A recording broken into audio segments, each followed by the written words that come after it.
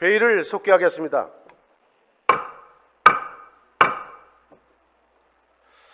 오전에 실시한 5분 의원님의 일괄 질문에 대하여 집행부의 답변을 듣도록 하겠습니다. 먼저 남경필 도지사님 나오셔서 답변하여 주시기 바랍니다.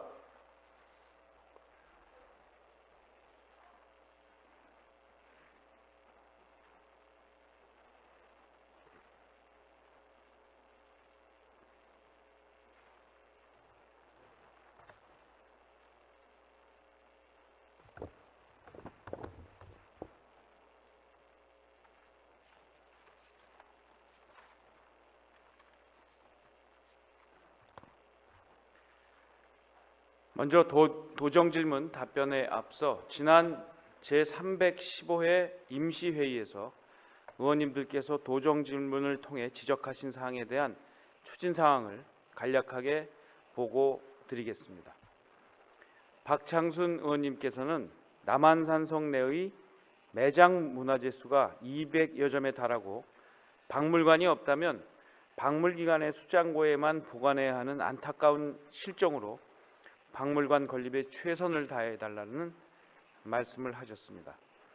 남한산성 박물관 건립 예산으로 2017년 30억 원을 편성하였으며 금년도에 기본계획 수립과 설립 타당성 사전평가, 중앙투용자 심의 등 행정 절차 이행을 추진하고 2018년까지 부지 확보, 건립을 위한 기본 및 실시 설계, 2019년 착공을 목표로 적극 추진 중임을 말씀드립니다. 김영엽 위원님께서는 최근 뉴타운 사업 해제 지역에 대한 후유증으로 무질서한 난개벌이 우려된다며 우선적으로 환경 개선을 위한 집중 투자가 필요하다는 말씀을 하셨습니다.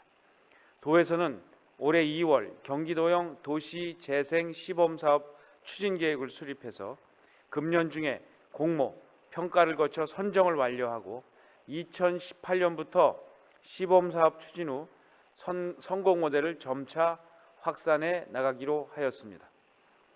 오늘 보고드리지 못한 그 밖의 추진사항은 사전에 전달해드린 도정질문 답변 추진계획을 참고해 주시기 바랍니다. 다음은 오늘 도정에 대해서 일괄 질문하신 존경하는 진영복 의원님, 박형덕 의원님, 이은주 의원님, 송나경 의원님, 박용수 의원님의 질문에 답변 드리도록 하겠습니다. 그럼 질문하신 순서에 따라 존경하는 진영복 의원님 질문부터 답변 드리겠습니다.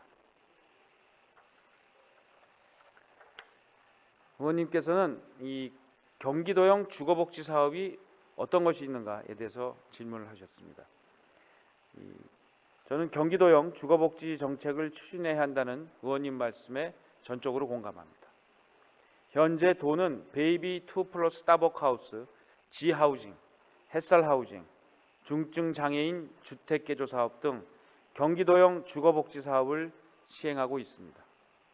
또한 대학생을 위한 공유 기숙사, 청년 주거 안정을 위한 청년 쉐어하우스, 저소득층 임대보증금 지원 사업 등 경기도형 주거복지 신규 사업 발굴을 위하여 적극 노력하고 있습니다. 이 공유기숙사 같은 경우에는 제가 지난번 대학생 모임에 갔다가 그 대학생 모임에서 이 발제하는 여러 주제 중에 가장 눈에 띄어서 이 초대를 했고요. 그래서 그 대학생들의 이 정책 대회에서 선정된 아이템을 지금 경기도에서 접목시켜서 이 공유기숙사를 발전시켜 나가고 있는 중임을 말씀을 드립니다. 의원님께서는 또 경기도 주거복지센터 설립 계획에 대해서 물으셨습니다. 이 도민들이 주거복지 프로그램에 쉽게 접근할 수 있도록 주거복지 전달 체계를 구축해야 한다 하는 이러한 의원님 말씀에 공감합니다. 올해 경기도형 주거복지센터 설치 계획을 수립하겠습니다. 조속히 설치 운영될 수 있도록 노력하겠습니다. 아울러 주거복지 전달 체계 구축은 장기적인 비전 아래 체계적 단기적으로 추진하겠습니다. 4월부터 국토부와 합동 주거 실태를 조사하고 7월까지 국토부 마이홈에 경기도 주거복지 정보를 게재하겠습니다. 하반기에는 온라인 사용이 어려운 주거 취약계층의 주거복지 업무 매뉴얼 제작해서 배포하도록 하겠습니다. 그 밖에 의원님께서 질문하신 미세먼지 대응 매뉴얼 마련, 운행 제한 제도 저감 장치 지원 확대에 대한 견해, 맑은 쉼터 사업 확대에 대한 의견 및 향후 계획, 경기도 미세먼지 저감 지원 조례 제정과 관련해서는 환경국장이, 뮤지엄 파크 조성과 관련해서는 문화체육관광국장이, 어린이집 대상 회계관리 시스템 구축 및 문제점에 대해서는 여성가족국장이 상세하게 답변드리도록 하겠습니다. 다음은 존경하는 박형덕 의원님 질문에 답변을 드리도록 하겠습니다.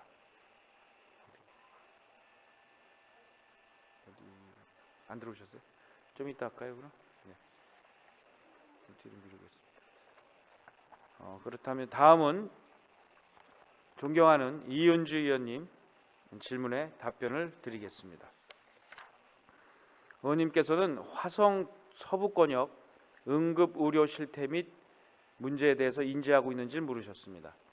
최근 해당 지역 주민들의 불편함을 호소한 것을 알고 있습니다.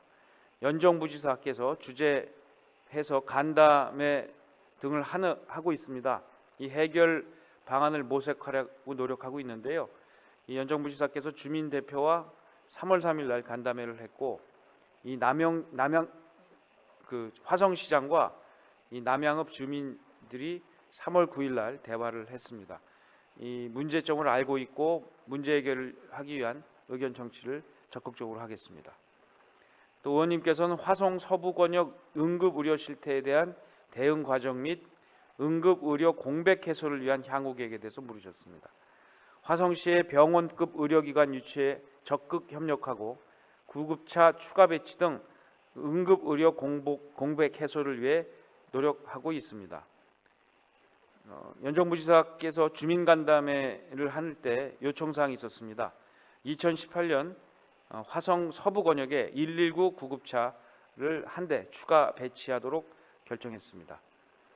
응급의료가 취약한 타 지역과의 형평성, 인구 변화 추이, 의료 수요, 인근 의료시설 현황 등 여러 변수를 종합적으로 고려하여 지원 방안을 적극 검토하겠습니다. 아시다시피 이 도내 응급의료 취약지는 가평, 연천, 양평, 동두천, 여주 등의 지역이 있습니다. 응급의료 취약지란 그 개념은 바로 권역 응급의료센터에 1시간 이내, 이 지역 응급의료센터에 30분 이내 도달하는 것이 불가능한 그 인구가 약 절반 정도, 30에서 50, 100%인 지역을 얘기합니다. 이런 지역이 앞으로 없어지도록 최선을 다해서 준비하도록 하겠습니다. 그 밖에 의원님께서 질문하신 안성병원 결핵 환자 사망 사건과 관련한 책임자 처벌 및 재발 방지 대책에 대해서는 보건복지국장이, 어린이집 조리원 인건비 지원 문제를 해결하기 위한 도의 노력과 향후 계획에 대해서는 여성가족국장이 상세하게 답변드리도록 하겠습니다. 다음은 존경하는 박형덕 의원님 질문에 대한 답변을 드리겠습니다. 의원님께서는 북한 이탈 주민의 경제적 자립을 위한 취업 지원 사업의 현황과 성과에 대해서 물으셨습니다. 이 연 한 번 도 주관으로 취업 박람회 그리고 격리 사무실 실무 요양보호사 과정 등 취업 교육을 통해서 연평균 100명 정도 취업에 성공하고 있는 그런 상황입니다. 의원님께서는 또 북한 이탈 주민 공무원 채용을 확대한 이양은 없는지, 주로 시간 선택제로 채용하고 있는 것으로 알고 있는데 이들에 대한 고용 안정성 방향을 어떻게 잡고 있는지 물으셨습니다. 북한 이탈 주민 전입 인구 증가, 사업 확대 등에 따라 점진적으로 채용 확대를 추진하겠습니다. 경기도는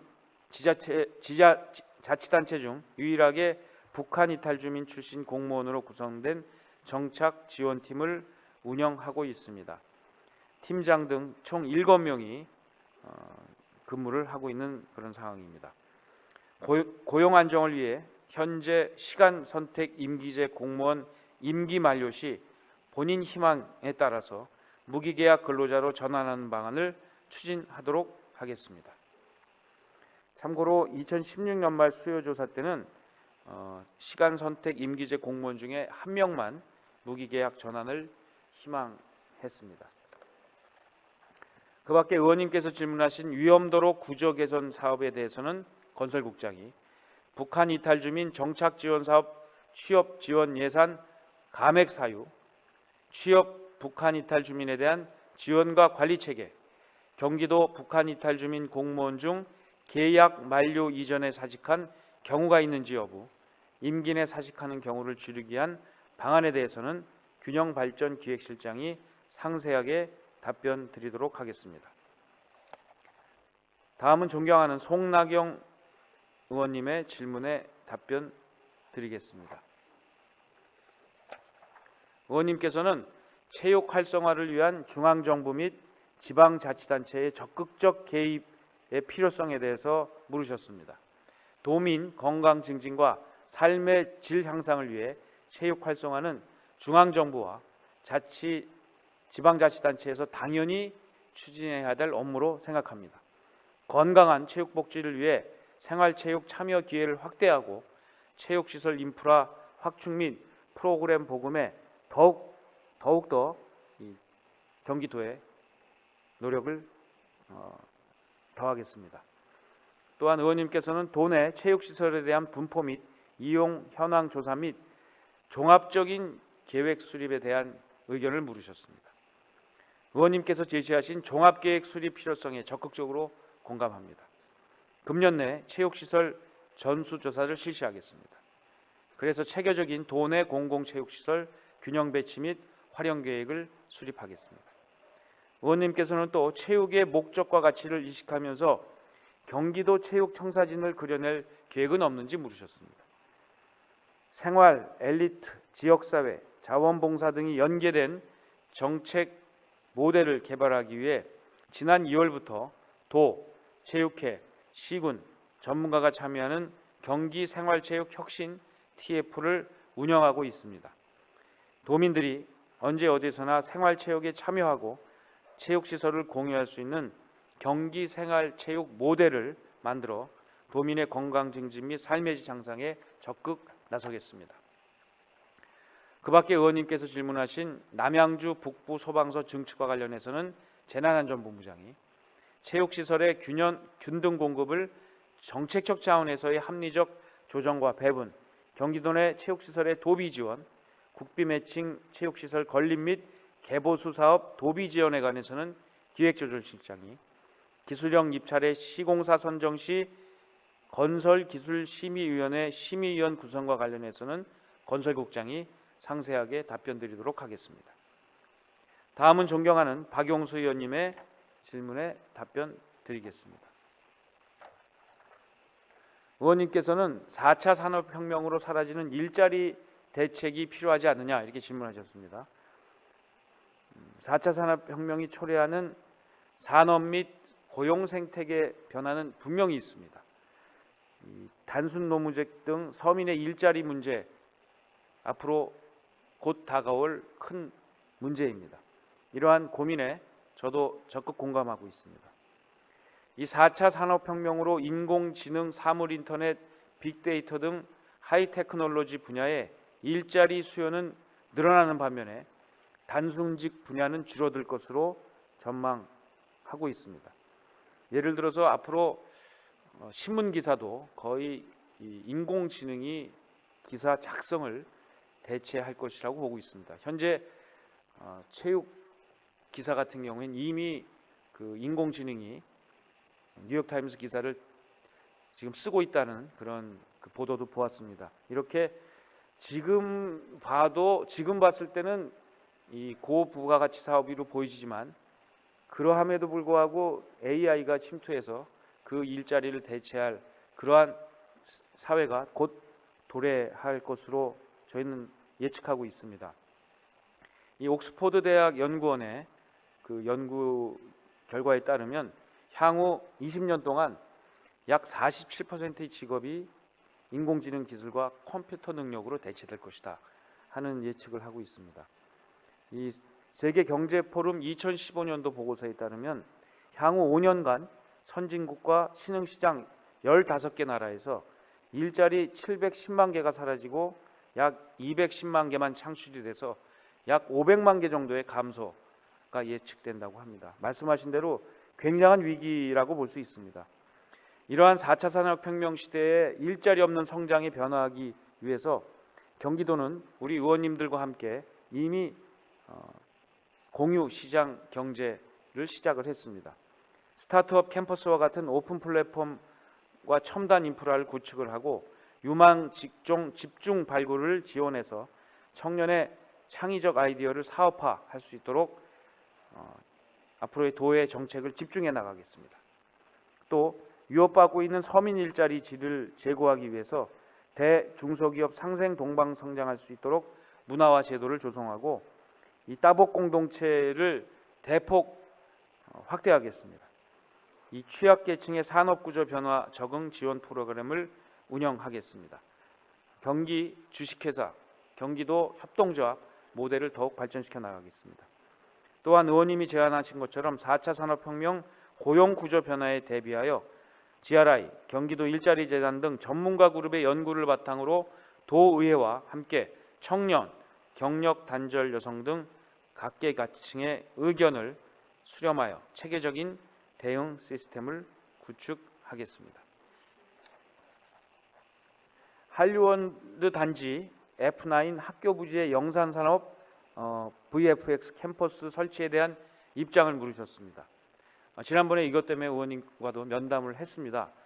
이 우리나라 영화 산업 발전을 위한 VFX 캠퍼스 필요성에 절대적으로 공감을 합니다. 다만 F9 부지가 이 학교 용지로 돼 있어서 이 고양교육지원청에서 18년 상반기 착공을 예정을 하고 있습니다. 이 부지 용도 변경에 대해서는 교육청과 협의를 해야겠습니다만 쉽지가 않는 상태입니다. 그래서 다른 부지를 검토하겠습니다. 의원님께서도 좋은 대안이 있으시면 다른 부지에 관련된 제안도 해주시면 도에서는 적극적으로 추진해 나가도록 하겠습니다. 특히 이 고양은 앞으로 고양 테크노밸리, 일산 테크노밸리를 중심으로 해서 이러한 이 VFX 같은 첨단 문화 콘텐츠 사업을 중심으로 발전시킬 거기 때문에 좋은 부지만 있다면 적극적으로 검토를 하겠습니다. 그 밖에 의원님께서 질문하신 경기도 소규모 주상복합 사회주택 공급 방안 등에 대해서는 도시주택실장이, 문화체육활동과 관광 활성화 예산 지원에 대해서는 기획조정실장이 상세하게 답변 드리도록 하겠습니다. 이상으로 존경하는 진영복 의원님, 박형덕 의원님, 이은주 의원님, 송나경 의원님, 박용수 의원님의 질문에 답변 드렸습니다. 마지막으로 오늘 오전에 박용수 의원님께서 지적하신 집행부의 업무 처리 방식과 관련해서 말씀드리겠습니다. 저는 그동안 도 의원 한 분 한 분의 의견을 1300만 도민의 목소리로 생각하고 경청했습니다. 집행부 공무원들과 심사숙고해서 정책에 반영하고 추진하도록 해왔습니다.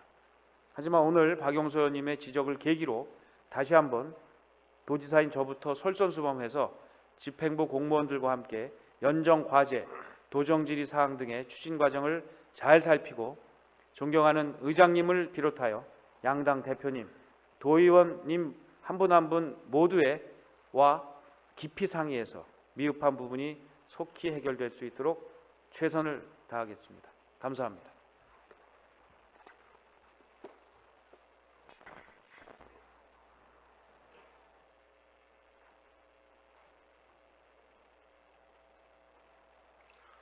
남경필 도지사님 수고하셨습니다.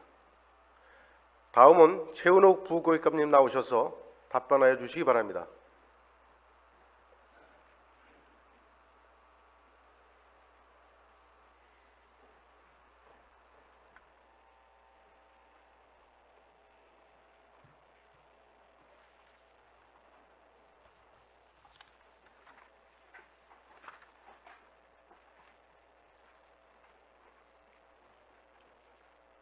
경기도교육청 제1부교육감 최은옥입니다. 경기교육 발전을 위해 많은 조언과 격려를 아끼지 않으시는 존경하는 김옥연 의장님을 비롯한 의원님 여러분께 깊은 감사의 말씀을 드립니다. 존경하는 의원님들의 질문에 대한 답변은 제가 하는 것을 원칙으로 하되 실무적이고 구체적인 사항에 대해서는 소관 실국장으로 하여금 소상하게 답변 올리도록 하겠습니다. 존경하는 송나경 의원님의 질문에 답변 드리겠습니다.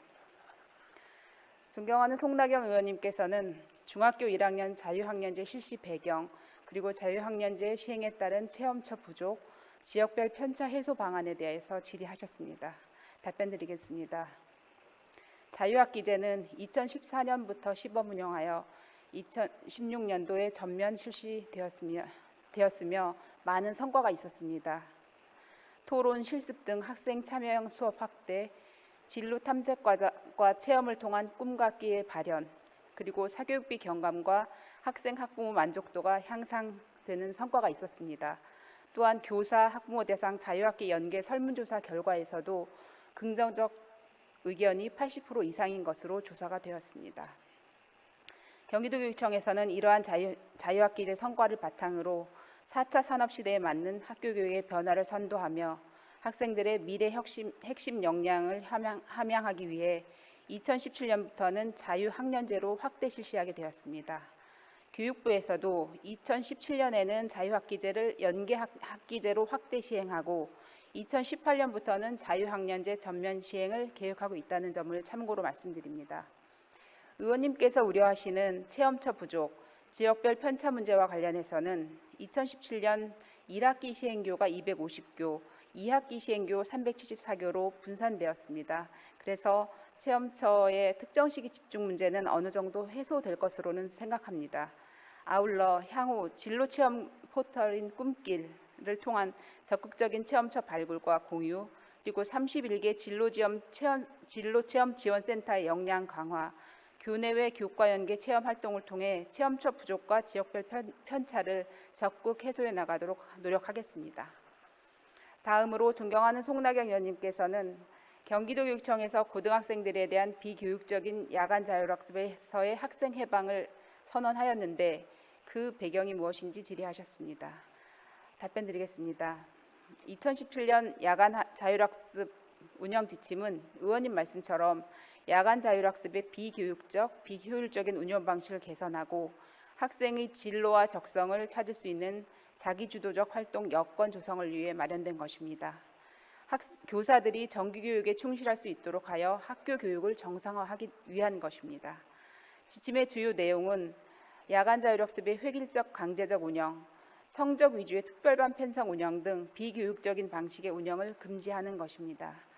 야간 자율학습을 희망하는 학생에 대해서는 학교장 재량으로 학교 구성원의 의견을 수렴하여 관련 조례에 따라 학교 도서관 등 학습 공간을 지원할 수 있도록 하였습니다.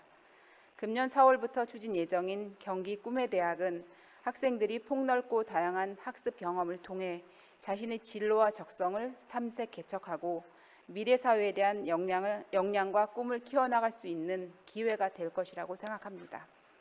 이상으로 존경하는 송나경 의원님 질문에 답변 드렸습니다. 그 밖에 의원님께서 질문하신 고등학교 급식에 관한 사항은 행정국장이 소상히 답변 올리도록 하겠습니다. 우리 교육청에서는 의원님들께서 질문을 통해 제시해 주신 지적사항과 대안을 성실히 검토하는 한편 교육행정에 적극 반영하여 경기도민의 기대에 부응할 수 있도록 최선을 다해 노력하겠습니다. 존경하는 김옥연 의장님과 여러 의원님들의 변함없는 관심과 성원을 부탁드립니다. 이상으로 답변을 마치겠습니다. 감사합니다.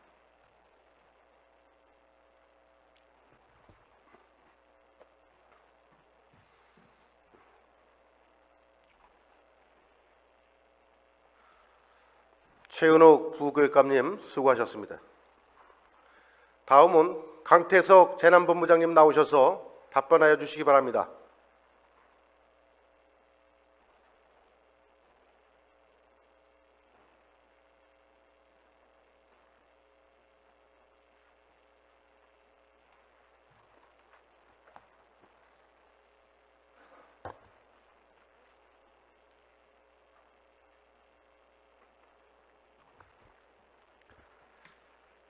재난안전본부장 강태석입니다. 존경하는 송나경 의원님께서 질의하신 남양주 북부 소방서 추가 신설과 관련하여 답변 드리겠습니다. 남양주시는 서울에 인접하고 있으며 별내 다산 신도시의 건설로 경기도 타 지역과 마찬가지로 인구와 소방 대상물 등 소방 수요가 지속적으로 증가하고 있습니다. 그러나 경기도는 대부분의 선진국과 같이 1시 1 소방서를 원칙으로 정하고 도민의 생명 보호를 위한 골든타임 확보를 위해 우리 남경필 지사님께서 안전센터 정설과 인력 정원을 최우선 과제로 추진하고 있습니다. 금년에도 5개소의 안전센터를 신설하고 530명을 정원하여 소방 수요에 따라 배치할 예정입니다. 의원님께서 말씀하신 소방서 설치는 향후 소방 수요와 지역 여건을 면밀히 분석하여 장기적으로 검토해 나가겠습니다. 항상 소방 발전에 관심과 애정을 보여주신 송나경 의원님께 감사드리며 재난안전본부는 도민의 안전을 위해 최선의 노력을 다하겠습니다. 감사합니다.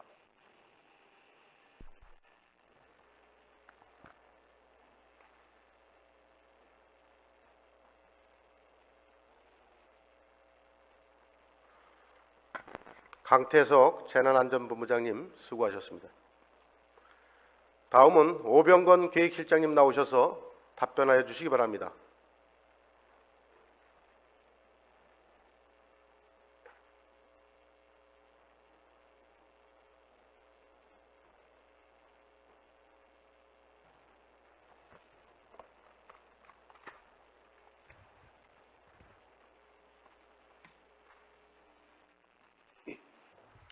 기획조정실장 오병건입니다. 존경하는 송나경 의원님께서 질의하신 체육시설 예산 지원과 관련해서 답변 올리겠습니다. 먼저 의원님께서는 그 체육시설 균등 공급을 위한 정책적 차원에서 예산의 합리적인 조정과 배분의 필요성에 대해서 물으셨습니다. 의원님 의견에 전적으로 공감합니다. 체육시설 균등 공급을 위해서 저희 도에서는 지역 여건 또 여러 가지 시급성 우선순위, 지역별 균형 발전 등을 종합적으로 고려해서 예산의 합리적 조정과 배분을 할 수 있도록 최선을 다하겠다는 말씀 올리겠습니다. 다음으로 도내 체육시설에 대한 도비 지원 등 경기도 차원에서의 체계적인 관리와 지원이 전무하다고 하시면서 이에 대한 성각을 물으셨습니다. 도내 체육시설에 대해서 저희 도비 지원이 좀 부족하다는 위원님 말씀에 공감합니다. 지금 2017년 같은 경우에 보면은 저희가 주민 밀착형 소규모 체육관 6곳 등 총 9개 사업을 하고 있는데 예산 총액 한 28억 정도 되고 있습니다. 앞으로 체육시설의 체계적인 관리, 지원이 가능하도록 저희 경기도의 재정 여건이라든지 도민들 수요 등을 고려해서 도비 확대를 검토해 나가도록 하겠습니다. 다음으로 의원님께서는 국비 매칭 사업 중에서 체육시설 건립 및 개보수 사업에 대한 도비 지원에 대해서 물으셨습니다. 현재 그 도민 다수의 수혜가 기대되는 체육시설의 경우에서는 도의 가용 재원을 고려해서 도비 매칭을 지원하고 있습니다. 예를 들어서 이제 의정부의 컬링장 설립 지원 같은 경우에는 총 사업비가 100억인데요. 그 중에 도비를 20억 지원을 하고 있고 20세 이하 그 월드컵 관련해서 수원 월드컵 경기장 개보수에는 총 사업비 73억 원 중에 31억을 지원을 하고 있습니다. 향후에 체육시설 관련해서 예산 지원이 들어오게 되면 시설에 대한 활용 계획, 또 해당 시군의 재정 여건 등을 종합적으로 고려해서 도비 지원을 적극적으로 검토해 나가겠습니다. 다음은 존경하는 박용수 의원님의 질문에 답변을 드리겠습니다. 의원님께서는 그 지역 동호회 지원 사업 그 예산 증액을 향후 있게 될 추경안에 반영을 해서 민심 통합 또 도민의 건전한 문화체육 활동에 증진을 해달라고 당부를 하셨습니다. 의원님 의견에 적극적으로 공감을 합니다. 도민의 건전한 문화체육 활동을 위해서 도 단위 문화체육 단체 지원 사업 등을 적극 검토하겠습니다. 현재 도에서는 광역 단위 민간단체를 지원 중에 있습니다. 17년도 도 단위 예술단체 문화진흥 예산은 21억 6천만 원임을 보고를 드립니다. 다음으로 의원님께서는 그 DMZ 생태 안보 문화유적지 관광 활성화에 민간 단체도 적극적으로 참여할 수 있는 지원 방안 마련에 관심을 갖고 예산 반영에 힘써 주실 것을 당부를 하셨습니다. 예, 의원님 말씀에 공감을 합니다. DMZ 쪽 생태 안보 문화 활성화를 위해서 민 또 관 간에 어떤 협업 체계를 구축할 것인지를 점검하겠습니다. 그리고 이에 대해서 다각적인 예산 지원 방안을 검토해 나가도록 하겠습니다. 이상 답변을 마치겠습니다. 감사합니다.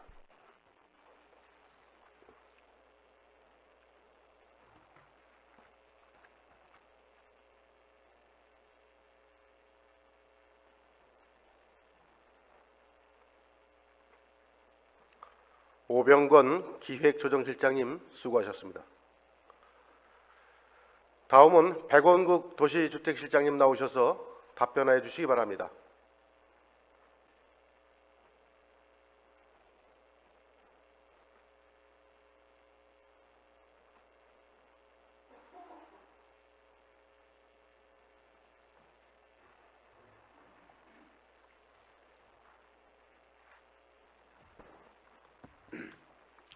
도시주택실장 백원국입니다.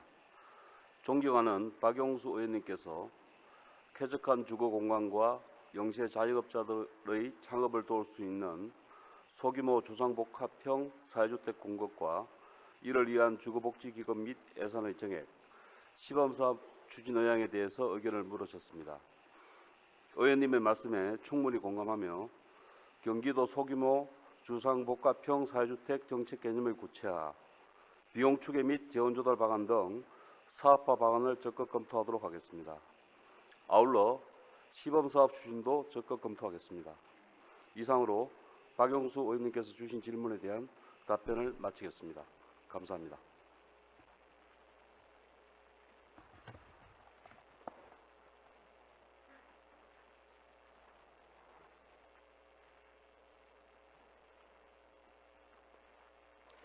백원국 도시주택실장님 수고하셨습니다. 다음은 이재철 균형발전기획실장님 나오셔서 답변해 주시기 바랍니다.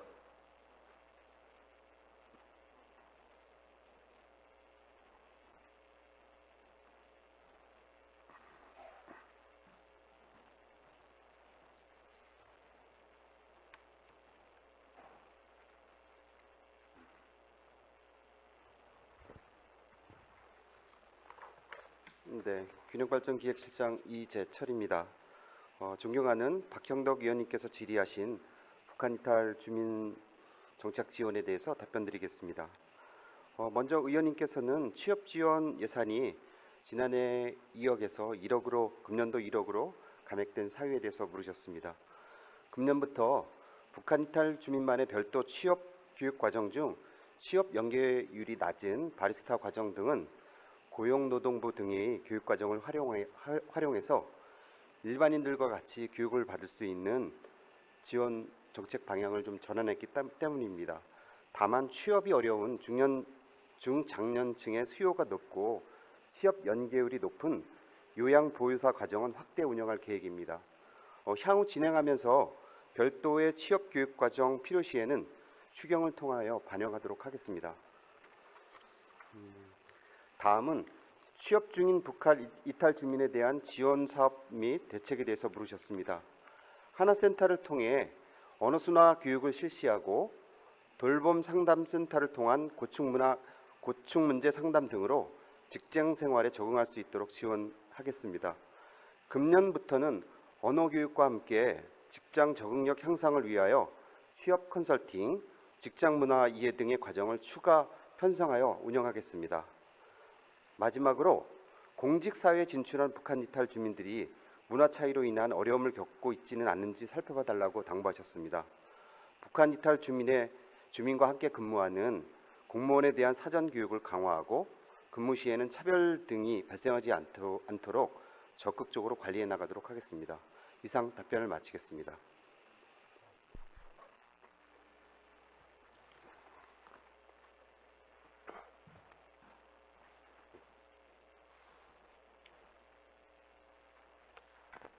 이재철 균형발전기획실장님 수고하셨습니다. 다음은 최계동 문화체육관광국장님 나오셔서 답변하여 주시기 바랍니다.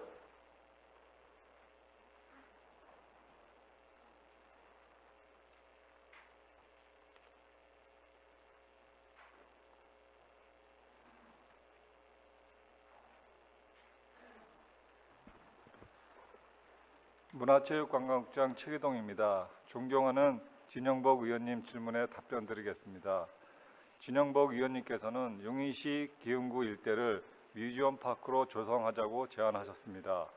먼저 의원님 제안에 전적으로 공감합니다.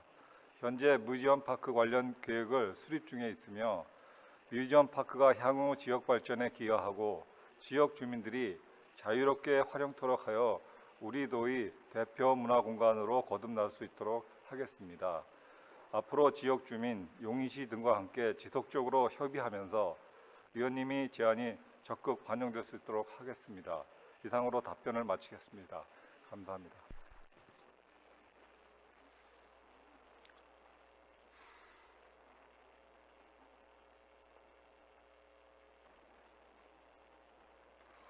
최계동 문화체육관광국장님 수고하셨습니다. 다음은 신낭현 보건복지국장님 나오셔서 답변하여 주시기 바랍니다.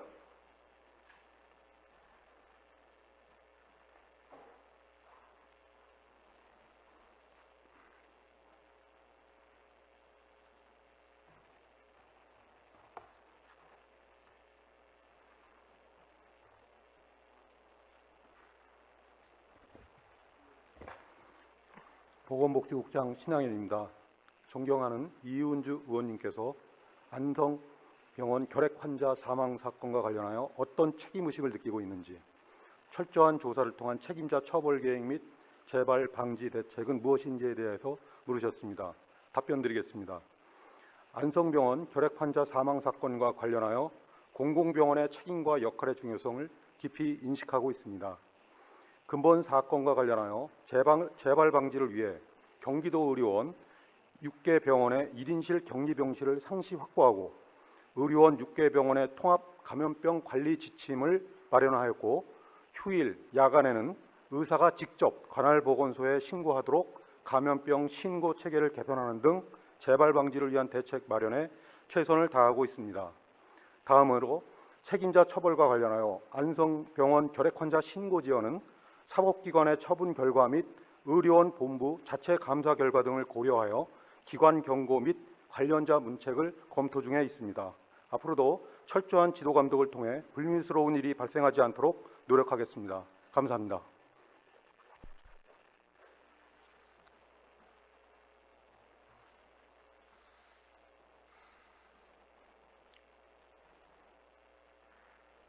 신낭현 보건복지국장님 수고하셨습니다. 다음은 김건 환경국장님 나오셔서 답변하여 주시기 바랍니다.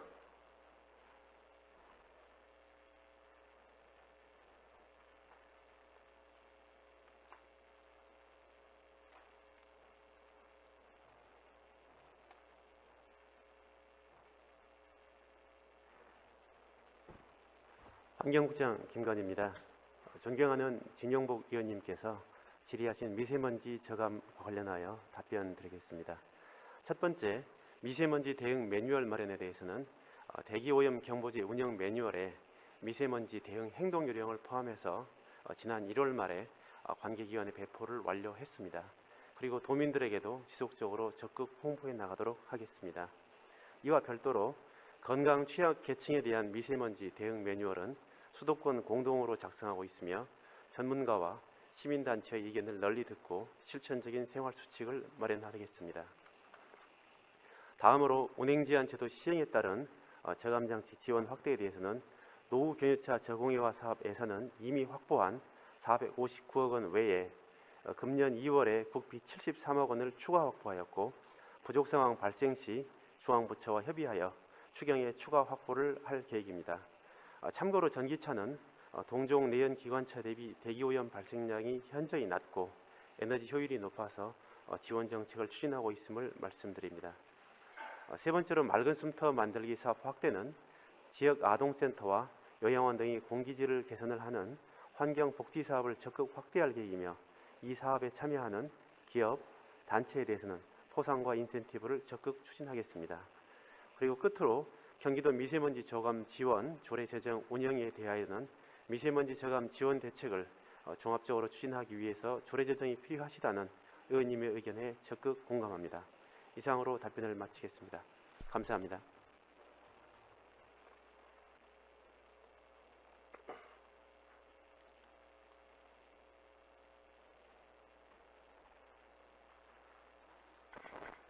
김건 환경국장님 수고하셨습니다. 다음은 김복자 여성가족국장님 나오셔서 답변하여 주시기 바랍니다.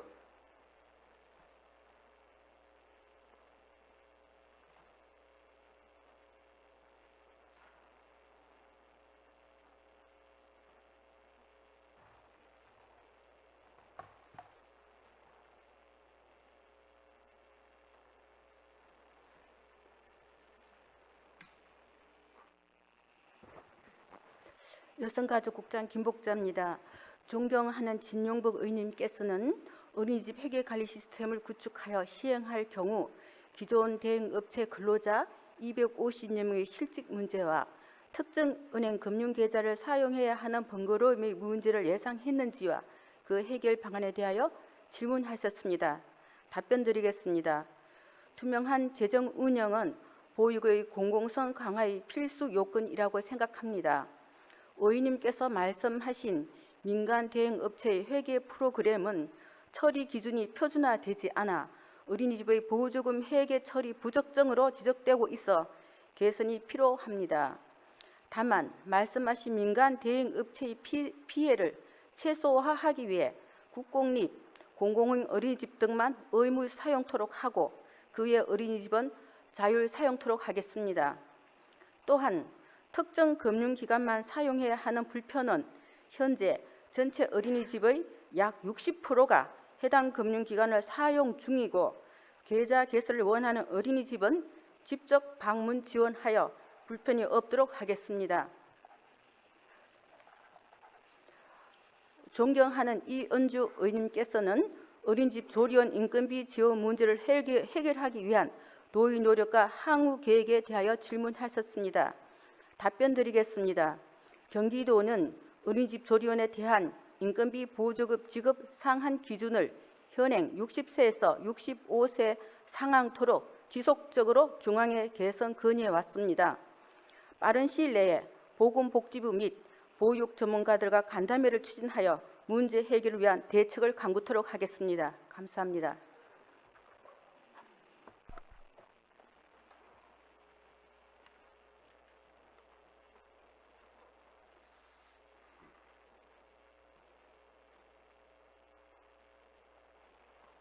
김복자 여성가족국장님 수고하셨습니다. 다음은 김정기 건설국장님 나오셔서 답변하여 주시기 바랍니다.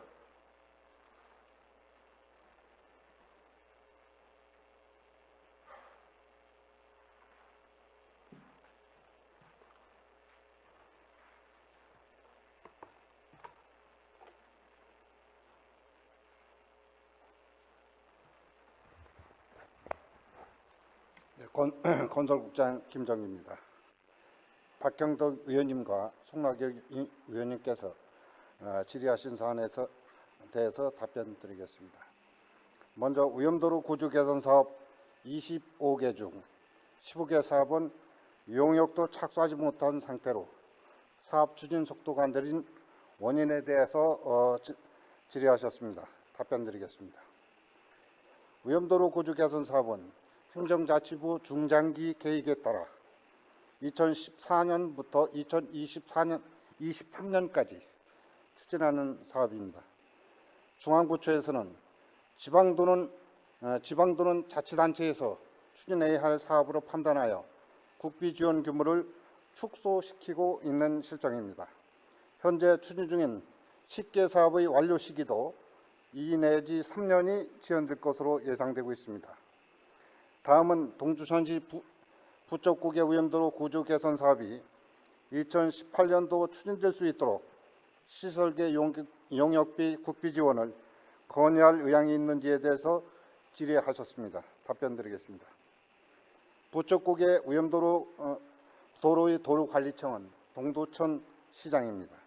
다만 위험도로 구준 개선 사업이 국비 지원액 규모 확대를 위해 중앙부처의 적극 건의함과 아울러 도로 개선의 시급성과 동두천시의 재정 여건 등을 감안하여 특별조정교부금 지원을 적극 검토하겠습니다.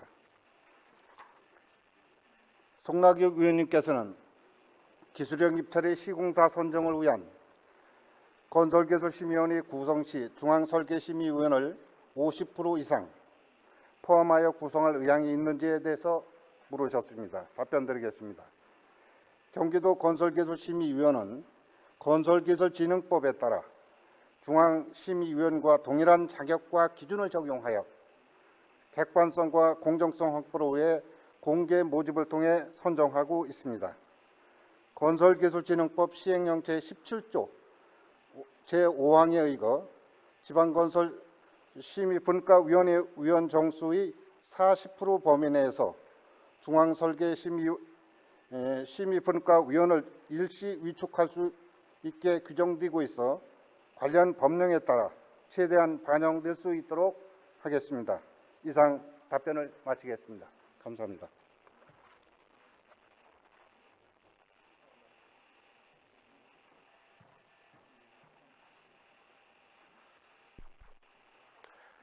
김정기 건설국장님 수고하셨습니다.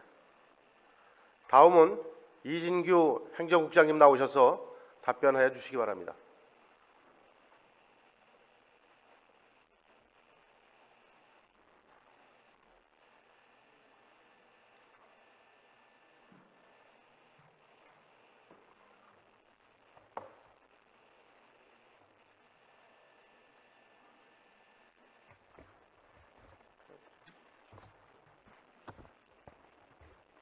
경기도교육청 행정국장 이진규입니다.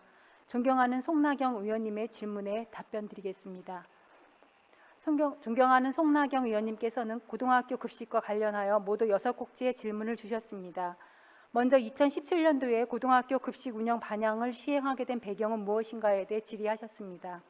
답변드리겠습니다. 고등학교는 초, 중학교와 달리 중식과 석식 등 2식 이상을 운영하고 있습니다. 이에 따라 식중독과 산업재해 발생 비율이 높아 이를 예방하기 위한 각별한 관심이 필요하고 고등학교 학교 급식도 학교 급식의 정상화를 위해서는 학교급식법의 목적과 취지에 맞게 운영하는 것이 필요하므로 이에 대한 기준과 원칙을 강조하고 조리 종사원들에 대한 원활한 인력 대책을 마련하기 위해 2017년도 고등학교 급식 운영 방향을 별도로 시행하게 되었다는 말씀을 드립니다. 다음으로 존경하는 송나경 의원님께서는 학교장이 저녁급식 운영을 자율적으로 결정할 수 있는지에 대해 질의하셨습니다. 답변드리겠습니다. 학교급식법에 따라 학교급식은 학교운영위원회 심의 또는 자문을 거쳐 학교장이 결정하는 것입니다. 석식 운영도 야간에 학교 교육과정에 참여하거나 학교에 남아 공부하는 학생이 학교에서 석식을 먹기를 희망할 경우 학교장이 학교운영위원회 심의 또는 자문을 거쳐 자율적으로 결정합니다. 다음으로 존경하는 송나경 의원님께서는 2식 이상 급식을 제공하는 학교를 위생치학교로 분류하여 특별관리한다고 하였는데 이것이 학교장으로 하여금 석식 운영을 하지 못하게 하는 무언의 압박은 아닌지에 대해 질의하셨습니다. 답변드리겠습니다. 2식 이상의 급식을 운영하는 학교에 대해서는 우리 교육청뿐만 아니라 타시도 교육청, 교육부, 식약처, 지자체에서 모두 위생치학교로 분류하여 특별관리를 하고 있습니다. 우리 교육청 관내의 경우에도 최근 3년간 학교급식 실중독 발생 현황을 보면 전체 발생 건수의 84%, 환자 발생 수의 91%가 2식 이상 고등학교에서 발생하였다는 말씀을 드립니다. 다음으로 존경하는 송나경 의원님께서는 2식 이상교 급식 종사자 산재 발생률이 높은 사유와 예방 대책은 무엇인지에 대해 질의하셨습니다. 답변드리겠습니다. 2식 이상교의 산재 발생률이 높은 사유는 2013년도 교육부 자료에 따르면 중식만 급식하는 학교에 비해 급식 횟수가 2식 이상인 학교는 급식 종사자들의 노동 강도가 2.6배, 30학교는 4.4배에 달하고 급식 종사자의 근로기준법 준수율이 조리 종사자는 83%, 영양사는 64.1%로 나타나 장시간 근무와 높은 노동 강도가 원인으로 판단됩니다. 또한 저녁 식사 시간에 맞추기 위해 한편에서는 점심 먹은 뒤처리 작업을 하고 동시에 다른 한편에서는 저녁 식사 준비를 하는 등 중식 기준에 맞춰진 시설에서 제한된 시간 내에 급하게 작업을 하지 않으면 안 되는 근무 환경 또한 산재 발생률을 높이는 요인으로 작용하고 있습니다. 이식 이상교의 산재 예방을 위한 대책으로 불가피하게 석식을 운영하는 경우에는 근로기준법 준수를 위한 급식 종사원들의 교대 근무 체계를 마련하도록 지도하고 지속적인 노후 시설 개선 노력과 함께 안전보건공단, 근로자 건강센터 등과 협력하여 체계적인 산업재해 예방 교육과 컨설팅을 지속적으로 실시할 계획입니다. 다음으로 존경하는 송나경 의원님께서는 맞벌이 가정이 많아서 저녁을 부모가 챙겨주지 못하는 경우가 있는데 이러한 학생들에게도 학교에서 밥을 먹을 수 있도록 해줘야 한다는 학부모들의 의견에 대해 교육감님의 견해에 대해 질의하셨습니다. 답변 드리겠습니다. 학교급식법에 따른 학교급식의 운영 원칙은 수업일에 점심시간에 급식을 제공하는 것이며 석식 운영이 필요한 경우에 예외적으로 학교운영위원회 심의 또는 자문을 거쳐 학교장이 결정하는 것입니다. 학교급식법의 목적과 취지가 밥을 먹고 바로 집으로 가거나 학원을 가는 학생들에게까지 학교에서 석식을 제공하라는 것은 아니라고 생각합니다. 여건이 어렵더라도 저녁은 가능한 부모와 함께 대화의 시간을 가지며 가정에서 먹는 것이 학생들의 건강하고 안정적인 성장을 위해 바람직하다고 생각합니다. 마지막으로 존경하는 송나경 의원님께서는 사회 안정망 차원에서 저소득층 자녀에 대한 급식 지원이 필요하다고 생각하는데 석식을 하지 않을 경우 저소득층 학생들에 대한 급식 지원 대책은 있는지에 대해 질의하셨습니다. 답변 드리겠습니다. 저소득층 학생들에 대한 급식 지원은 학교에서의 석식 실시 여부와 무관하게 교육청과 지자체가 협소하여 이루어지고 있습니다. 현재 교육청에서는 저소득층 학생들에게 학기 중 평일 중식을 학교 급식비로 지원하고 있고 학기 중 평일 중식 이외에 평일에 석식 등에 대해서는 사회 안정망 차원에서 지방자치단체가 지원하고 있습니다. 이에 따른 지원 방법은 지자체별로 사회복지관, 지역아동센터, 일반 응시점, 도시락 배달 등 다양한 방법으로 제공하고 있다는 말씀을 드립니다. 존경하는 송나경 의원님의 고등학교 학교 급식에 대한 관심과 고견에 다시 한번 감사드리며 답변을 마치겠습니다. 감사합니다.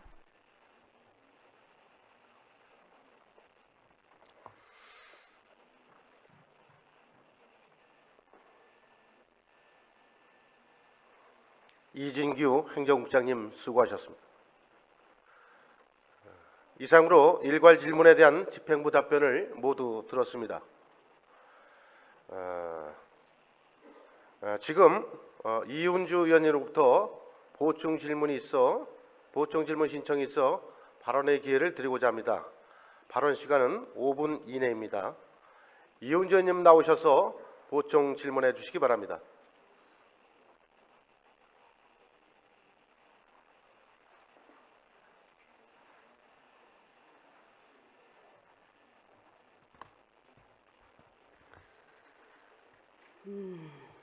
경기도 화성 출신 이은주 의원입니다.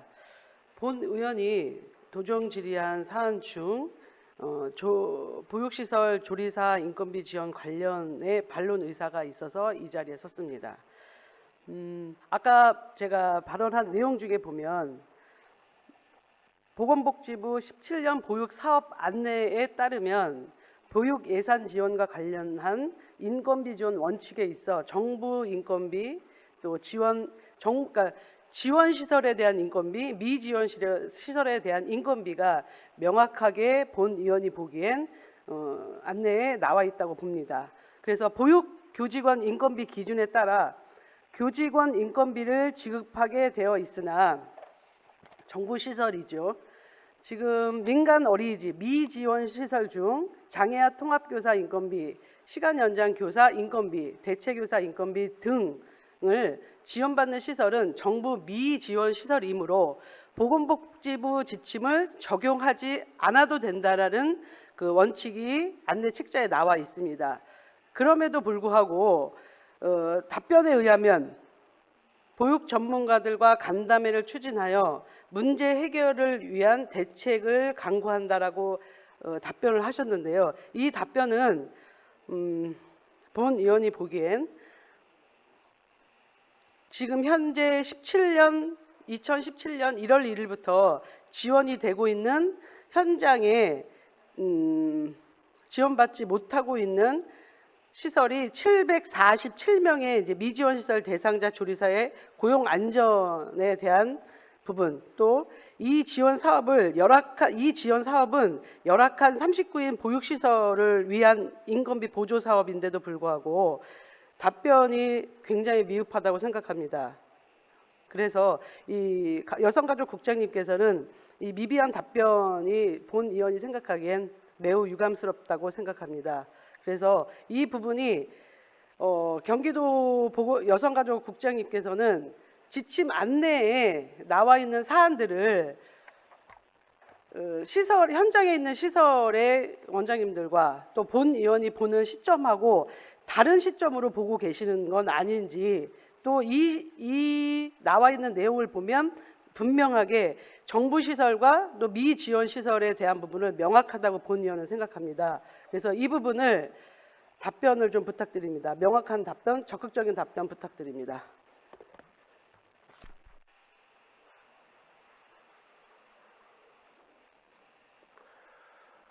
이은주 의원님 수고하셨습니다. 보충 질문에 대한 답변을 듣도록 하겠습니다. 김복자 여성가족부장님 나오셔서 답변해 주시기 바랍니다.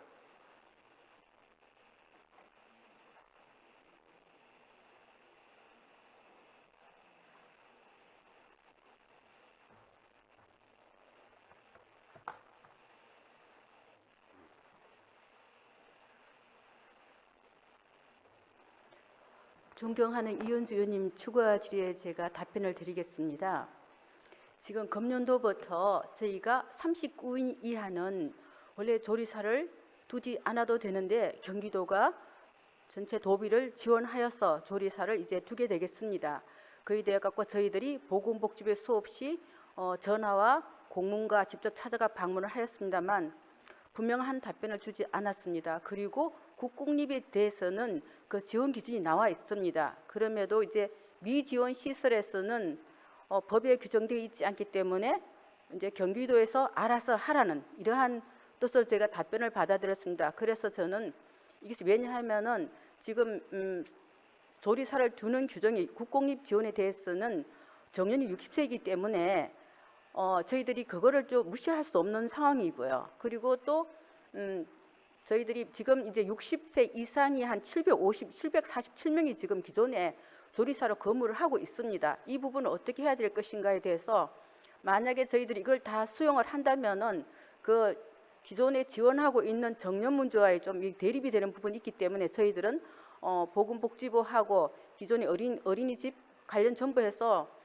간담회를 들어보고 그 기존에 있는 사람들 유예기간 등을 얼마들 도해가지고 이거를 전부 나이를 설정해야 될지를 좀 그런 부분이 있었기 때문에 저희가 이제 이거 끝나고 나면 바로 그러한 부분들 지금 기존에 740여 명에 근무하고 있는 그 65세 이상의 그 조리사원들과 지금 저희가 60세까지는 2,200여 명의 조리사원들이 있습니다. 그럼 그걸 이제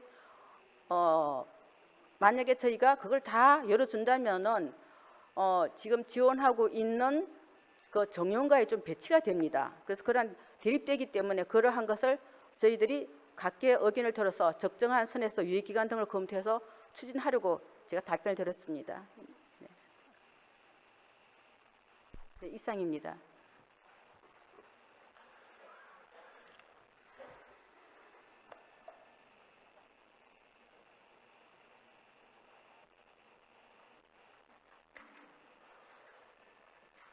김복자 여성가족국장님 수고하셨습니다.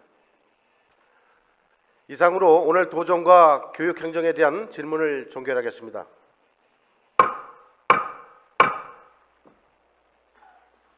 어제와 오늘 양일간에 질문해 주신 13분 의원님 그리고 남경필 도지사와 이재정 교육감을 비롯한 공직자 여러분 그리고 바쁘신 의정활동에도 끝까지 진지하게 회의에 임해 주신 우리 동료 의원 여러분 수고 많이 하셨습니다. 이어서 5분 자유 발언을 듣도록 하겠습니다. 김진경 의원님 등 6분의 의원님께서 발언을 하시겠습니다. 먼저 김진경 의원님 나오셔서 발언해 주시기 바랍니다.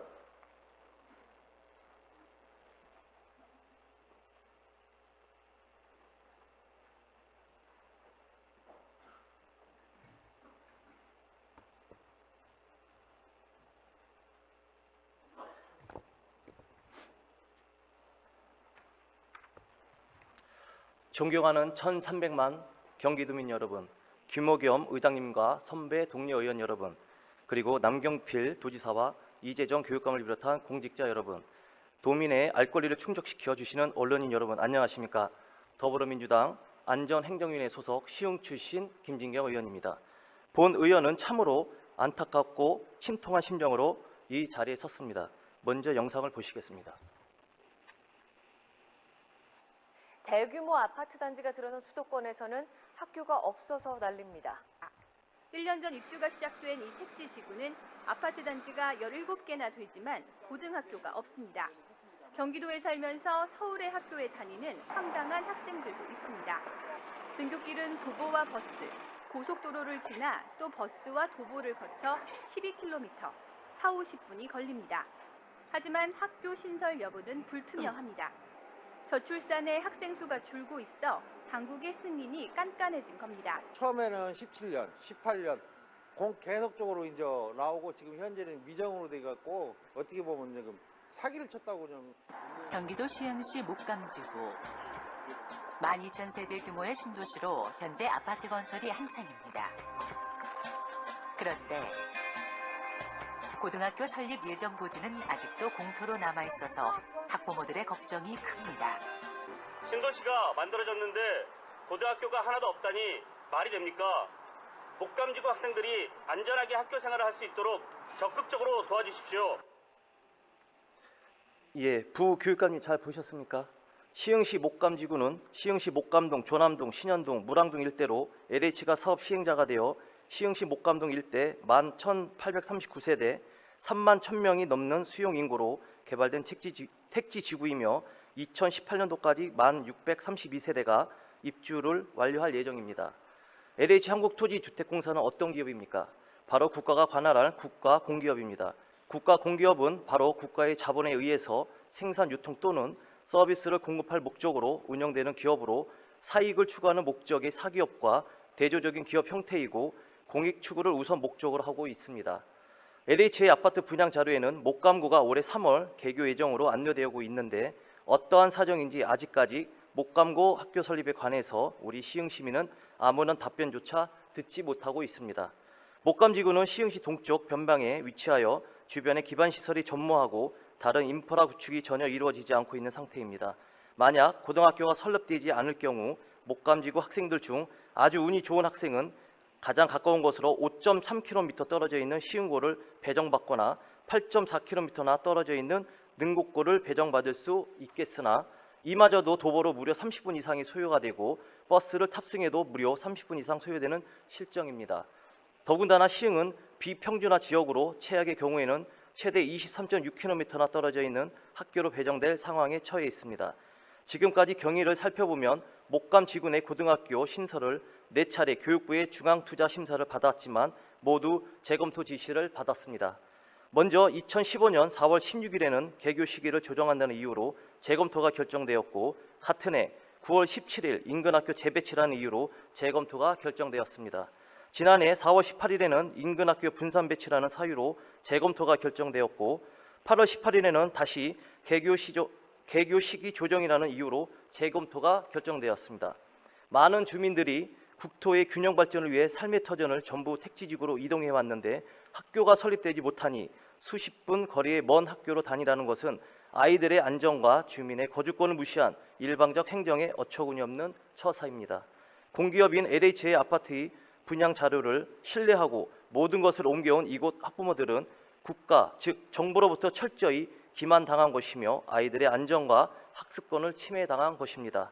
지난 2월 유성엽 교문위원회 위원장님께서는 교육부가 학생 수 감소 등을 이유로 학교 신설 승인을 불허하고 있는데 지역 특성을 감안하여 학교 신설이 이루어질 수 있도록 교육부에 전달하겠다고 말씀하셨습니다. 제가 검토한 바로는 다음 달 교육부 중앙투자심사위원회가 개최될 가능성이 높다고 합니다. 이재정 교육감님께 간곡히 부탁드립니다. 다음 달 교육부 중앙투자심사위원회에서 목광고 설립이 반드시 통과되어 시흥시 목감지구 학생들이 건강하고 안전하게 학교 다닐 수 있도록 강력히 요구해 주시길 바라겠습니다. 현 목감동 주민들과 입주 예정자들은 목감고 유치를 위해 추운 겨울에도 거리 서명을 진행하였습니다. 교육은 더 이상 정당의 정쟁 대상이 아니며 이익을 따져 논의하는 문제가 아닙니다. 처음 국가가 분양 시 약속한 대로 우리 아이들이 누구나 평등하게 그리고 수 있도록 간곡하게 부탁드리고 향후 계획을 서면으로 답변 주시면 감사하겠습니다. 끝까지 경청해 주셔서 감사합니다.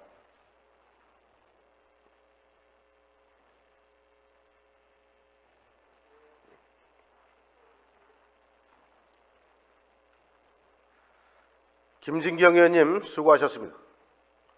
다음은 윤광식 의원님 나오셔서 발언해 주시기 바랍니다.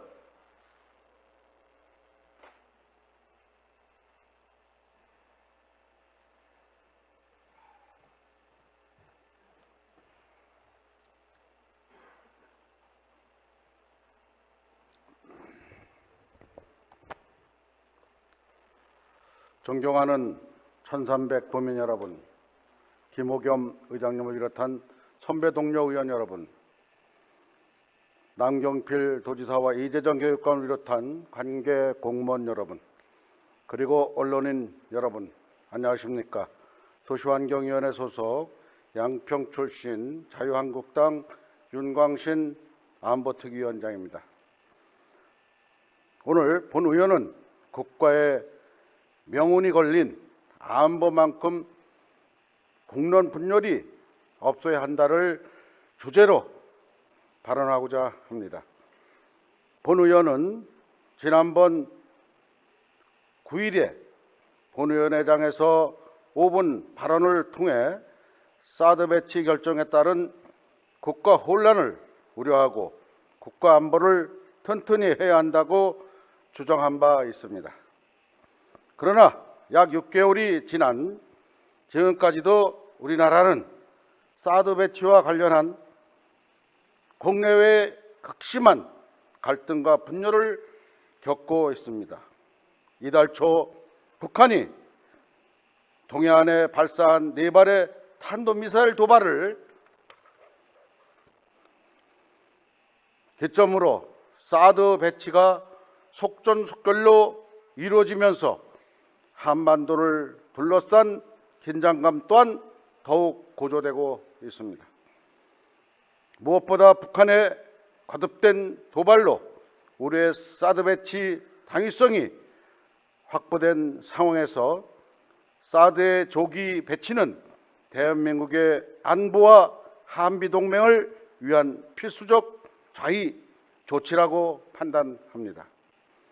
그러나 사드 배치 작업이 전격적으로 추진되면서 여론이 들끓고 있으며 특히 북한의 핵실험과 미사일 도발 규탄에 한 목소리를 내던 정치권도 발사대가 반입되자 이내 태도가 갈렸습니다. 일부 유력 대권 주자들은 사드 배치를 반대하거나 차기 정부에서 결정해야 한다고 주장하는 등 안보 규제를 지키려면 일치 단결해도 모자랄 판에 북한에 중국에 겨뤄야 할 화살을 국내로 돌리고 있는 것입니다. 이들은 사드가 북한의 핵과 미사일의 방어무기라는 우리 정부의 설명은 거부하고 사드는 중국의 이익을 해친다는 중국 정부의 일방적 주장에만 귀를 기울이고 있습니다. 중국이 억지 논란을 내세워 사드에 반대하고 대한민국과 우리 기업을 상대로 무차별 보복을 벌이고 있는 것도 대한민국 내 반대 목소리가 있기 때문입니다. 과연 일본의 센사쿠 열도 문제에 대한 대처를 거울 삼아 우리도 중국의 보복에 유연하게 대처할 한다고 본 의원은 판단하고 있습니다. 그래도 일본은 정치인, 정부, 언론과 일본 국민들이 하나로 뭉쳐 중국에 대처했으며 센카쿠 열도 분쟁 반발 후 2년여가 지나면서 중국 중일 관계가 회복되었음을 기억해야 합니다. 중국의 사드 보복은 앞으로도 집요하게 진행될 것이며 예상됨에 따라 우리 경기도민을 포함한 국민 모두에게 경제적으로 큰 피해를 줄 수 있다고 판단이 사료됩니다. 그러나 국가의 안보는 우리 국민 생존의 문제로 결코 물러설 수 없는 절대적 가치로서 이런 때일수록 지혜롭고 끈질기게 대처하는 게 중요하다고 봅니다. 특히 사드 보복에 맞서려면 우리 내부의 단합이 무엇보다 결실하며 국가의 명운이 걸린 안보만큼은 국론 군열이 없어야 한다고 본 의원은 생각합니다. 나라 안팎으로 어려운 위기 상황에서 정치권도 국가와 국민을 지켜낼 방안 마련의 지혜를 모아야 할 때입니다. 정치권과 언론, 국민들이 사드 배치에 대한 결정 문제를 단결된 힘으로 정리하고 차기 정권에서는 북핵 문제 해결을 위해서 온 힘을 쏟아줄 수 있어야 할 것입니다. 안보에는 여야가 따로 없다고 생각합니다. 이상 5분 발언을 마치겠습니다. 경청해 주셔서 대단히 감사합니다.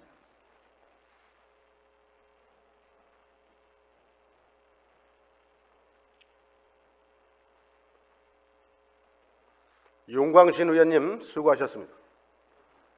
다음은 원우키 의원님 나오셔서 발언해 주시기 바랍니다.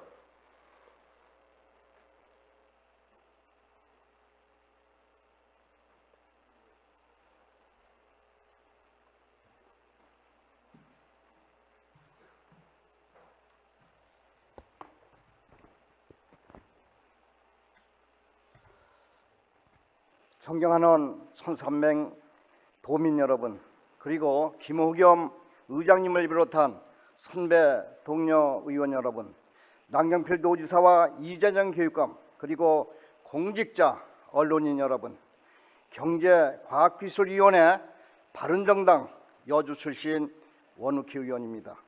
오늘 본의원은 여주 시민들의 바람이고 가장 현안이 되는 문제 두 가지에 대해서 우리 남경필 지사님에게 관심을 가져주십시오, 또 해결해 주십시오 하는 입장에서 말씀을 드리겠습니다.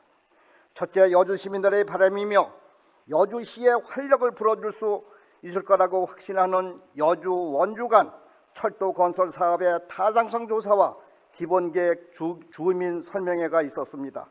주민 설명회는 여주시의 기대와는 다르게 실망적이었습니다.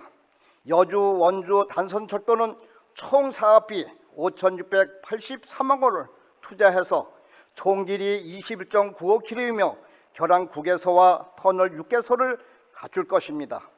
그러나 여주역에서 원주 지정면 서원주까지 이어지는 중간 정차역은 없습니다. 본 노선을 통해 지역 주민들에게 교통 편의를 제공하고 지역의 균형 발전을 이바지한다고 발표하였으나 이러한 목적에 부합하는지 본 의원은 납득하기 어렵습니다. 계속적으로 요구했던 노선 중간 정차역으로 강천 역사와 건립이 제외된 것입니다. 여주시 강천면은 영동고속도로가 있고 이번 기회로 철도 건설 사업이 착공되겠지만은 직접적인 혜택을 받을 수 있는 고속도로, IC나 철도역이 없어 아무런 교통복지 혜택을 볼 수 없습니다. 각종 규제로 지난 수십 년간 피해를 받아왔던 여주시와 강천면은 다시 한번 원주 혁신도시를 위해 희생되는 것으로밖에 볼 수 없습니다. 국토교통부는 해당 구간에 중간정차역이 생기면 시간적 제한과 이용객 기준 이하로 예상된다고 하였으나 절대 그렇지 않습니다. 또한 여주에서 강천 거리는 7km이고 강천역에서 서원주까지는 14km 중간역으로 합리적인 위치에 있습니다. 또한 강천면은 강천보가 있고 강천섬, 여주온천, 모가박물관, 대순진례, 본부도장 등 관광객과 유동인구가 많아 수익성이 없다는 것은 절대 이해가 안 갑니다. 다만 주민은 이 엄청난 반발을 가지고 있습니다. 지역 균형 발전을 위한 사업의 목적이 믿을 수 없는 조사에 의하여 수익성 기준으로 무시되는 것이 과연 정책적 기준이 되는 건가 생각 안 할 수가 없습니다. 철도계획이 조정을 통해 여주 원주 간 철도의 중간 역인 강천 역사를 만들 수 있도록 경기도와 여주시 그리고 여기에 계신 의원님의 관심과 지지를 부탁드립니다. 다음으로는 여주시 오악파출소 신설에 대해서 말씀을 드리고자 합니다. 주민의 안전과 재산 보호를 위하여 지역별로 파출소가 필요합니다. 이는 주민의 치안 보호 수혜를 받아야 할 당연한 권리입니다. 그러나 여주시 오악동은 그러한 권리를 누리기에는 부족한 현실입니다. 현재 오악동은 기존의 북남 파출소가 관할하고 있습니다. 관할하는 지역 인구는 북내면 인구 5천여 명, 오악동 인구 15,000여 명으로 경찰 1인당 1,685명에 이르며 출동거리는 최단거리 3km에서 20km 이릅니다. 인구 증가 요인은 지난 2013년 9월 여주시로 승격되면서 오악동 인구가 급격하게 늘게 되어 기존 파출소가 감당할 수 없는 업무를 초과했다는 것입니다. 오악동 인구 증가로 111 신고 사건도 국내 파출소의 90% 이상을 차지하고 있고 파출소와 지리적으로 20km 이상이 떨어져 있어 출동 후 5분 이내 도착이 절대 불가능합니다. 또한 국내 관내에는 우리나라 최초 민간교도소가 있어서 1일 3회 이상 순찰을 해야 하며 화약, 보관 창구가 있을 뿐 아니라 시승격 후에 여주시, 이천시, 양평군을 관할하는 수원지방법원 여주지원과 수원지방법 검찰청이 여주지청이 이전 자리 잡고 있는 곳으로 지역적 특수성이 있으며 치안행정이 필요한 곳입니다. 오악동은 2013년도 시승격 인구가 3,500여 명이 증가하였습니다. 또한 치안신고가 같은 연도 기준으로 1,605건에서 1,700건으로 증가하는 등 치안 수요가 매우 높게 증가하였습니다. 오악동은 앞으로 계속된 아파트 신축이 전망되어 인구 증가가 예상됩니다. 늘어나는 인구와 치안에 따른 문제를 생각해 볼 때 오악파출소 신설이 매우 시급한 실정입니다. 오악파출소 신설을 본의원은 노력할 것이며 남경필 지사님께서 당의 주민의 수건 사업을 해결토록 특별한 관심을 가져주십사 하는 말씀입니다. 끝까지 경청해 주셔서 감사합니다.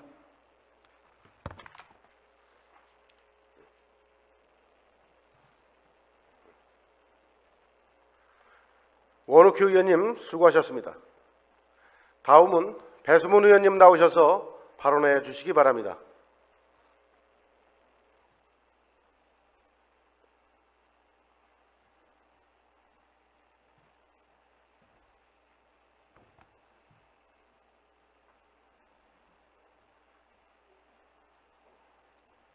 네, 존경하는 1,300만 경기도민 여러분, 김옥겸 의장님을 비롯한 선배 동료 의원 여러분, 남경필 지사님과 이재정 교육감을 비롯한 공직자 여러분 안녕하십니까? 여성가족교육협력위원회 과천 출신 배수문 의원입니다. 오늘 본의원은 양성평등 실현으로 모두가 행복한 경기도를 만들기 위한 몇 가지 제안을 하고자 합니다. 태어나서 죽을 때까지 우린 착히 당하지 말아야 하는데 마음과 몸이 모두 굶주리네. 빵을 달라 장미를 달라. 이 구절은 미국 시인 제임스 오펜하임이 1908년 3월 8일 여성 서민노동자 시위를 묘사한 빵과 장미의 한 구절입니다. 여기서 빵은 생존을 위한 육체의 양식을, 장미는 인간 존엄성을 지키기 위한 정신의 양식을 상징합니다. 1910년 독일 여성운동가 클라라 체트킨이 뉴욕 시를 기념하는 세계 여성의 날을 제안하면서 매년 3월 8일 세계 곳곳에서 여성의 권익 향상을 위한 행사들이 개최되고 있습니다. 우리나라 역시 1920년부터 세계 여성의 날에 동참한 이후 지금까지도 활발한 활동을 이어가고 있습니다. 그럼에도 불구하고 우리나라의 여성이 처한 현실은 여전히 너무나 열악합니다. 현재 우리나라의 성평등 수준은 세계 최하위입니다. 성별 고용률 격차는 여전히 OECD 회원국 중 1위를 지키고 있습니다. 여성 임금은 남성의 60%에 불과한 수준으로 성별 임금 격차는 부동의 1위이며 비정규직 중 여성의 비율은 55%에 달합니다. 직장의 유리천장 지수도 여전하여 4년 연속 꼴찌를 기록하고 있습니다. 현재 30대 대기업의 여성 임원은 1.3%에 불과한데 이 중 오너 일가의 여성 임원을 제외하면 이 비중도 0.5%에도 미치지 못합니다. 지자체 여성 관리직 역시 5급 이상의 여성의 비중은 최근 6여 년 동안 제자리 걸음입니다. 출산 및 육아 등의 이유로 어쩔 수 없이 겪을 수밖에 없는 경력 단절은 여성의 사회활동에 더 큰 걸림돌이 되고 있습니다. 기혼 여성 2명 중 1명이 경력 단절을 경험하였으며 재취업에 걸린 시간은 평균 8.4년이나 되었습니다. 이런 고용 현장의 열악한 현실을 개선하고 양성평등한 사회 실현을 위해 국가뿐 아니라 경기도 역시 다양한 정책들을 시행하고 있지만 여전히 턱없이 부족하다는 것을 반증하고 있습니다. 여성 권익 향상을 위해서는 보다 구체적인 목표와 적극적인 정책 시행이 필요합니다. 최근 경기도는 이화순 황해경제자유구역청장을 승진 발령하였는데 이는 경기도 여성 공무원으로서 최초 1급 승진으로 기록되었습니다. 이는 공공 분야에서의 유리천장 지수가 더 개선될 수 있는 기기를 마련하였다는 점에서 의미가 깊습니다. 그러나 경기도의 공무원 중 5급 이상 공직자 중 여성의 비율은 10.9%로 전국 기준 8위 수준에 불과합니다. 도청뿐 아니라 산하기관의 고위직에 대한 여성 비중 확대를 위한 노력 역시 더 많이 필요하다 할 수 있습니다. 이에 본 의원은 양성평등 실현을 위해 몇 가지 제안을 하고자 합니다. 먼저 여성 고용 정책에 최우선을 둬야 합니다. 현재 50.3%인 여성 고용률을 경기도 목표치인 61.9%로 향상시키려면 특단의 대책이 필요합니다. 경력 단절 여성에 대한 지원, 여성 근로복지 지원, 여성 친화적인 기업에 대한 대폭적인 인센티브 부여, 양성 평등을 실천하는 기업에 대한 입찰 기회 부여뿐만 아니라 실질적으로 일 가정 양립이 가능하도록 더 많은 육아 지원 정책이 수반되어야 합니다. 특히 여성 고용과 조직 내 유리천장 해소를 위해 사회 내 인식 개선 사업을 비롯한 다양한 지원이 필요한데 경기도를 비롯한 공공 부분에서 앞장서야 합니다. 다음으로 여성 안전과 편의 제공을 위한 물리적 환경이 개선되어야 합니다. 성범죄 예방을 위한 CCTV 설치 확대와 여성 안심 휴가에 대한 지원, 여성 전용 화장실의 확대 등 여성이 안전한 환경에서 생활할 수 있는 기반 시설 조성을 위해 더 많은 지원이 필요합니다. 특히 생활의 기본이 되는 활동 공간인 화장실은 남녀가 같은 면적의 공간으로 설계될 경우 여성용 화장실은 부족할 수밖에 없습니다. 향후 설계체 평등이 아니라 사용체 평등을 이룰 수 있도록 고려되어야 합니다.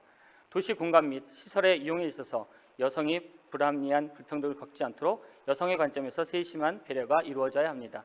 성평등 사회는 여전히 멀리 있습니다. 특히 출산 및 육아가 여성의 고유 영역으로 인식되는 사회적 분위기에 따라 고용 현장에서의 차별은 더욱 심합니다. 남녀가 성별로 차별받지 않도록 경기도와 교육청 등 공공 영역은 보다 적극적으로 사회인식을 개선해 나가고 관련 지원 정책을 확대해 가야 한다는 점을 당부드리며 5분 발언을 마칩니다. 끝까지 경청해 주셔서 감사합니다.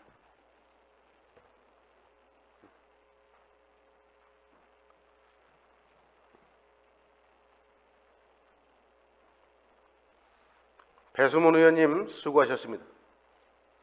다음은 이재석 의원님 나오셔서 발언해 주시기 바랍니다.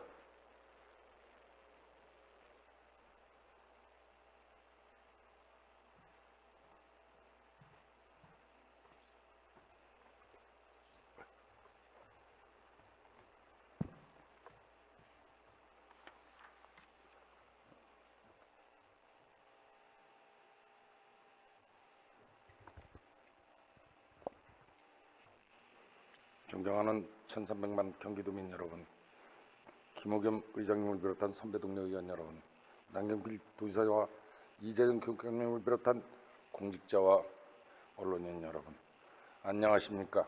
교육위원회 소속 자유한국당 고향 출신 이재석 의원입니다. 본의원은 오늘 그동안 많은 의원님들께서 관심을 가져주시고 질의를 통해 또 교육청의 대안 마련에 적극 나서줄 것을 요구했던 교육복지 우선 사업에 대해 몇 말씀 드리고자 이 자리에 섰습니다.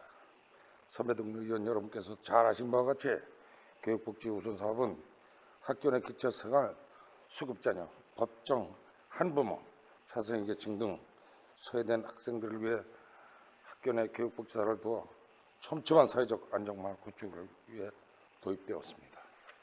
특히 경기도의 경우 전국 최대 학생 수를 자랑한 만큼 전국 최대의 빈곤 학생도 재학하고 있기 때문에 여타 시도보다 절박하게 교육복지 사업이 필요로 하였습니다. 그런데 지금까지 사업을 대하는 교육관과 도교육청 공무원들의 태도는 한결같이 부정적이었고 거짓보고와 그럴듯한 포장으로 사실을 호도하는 면평 행정뿐이었습니다.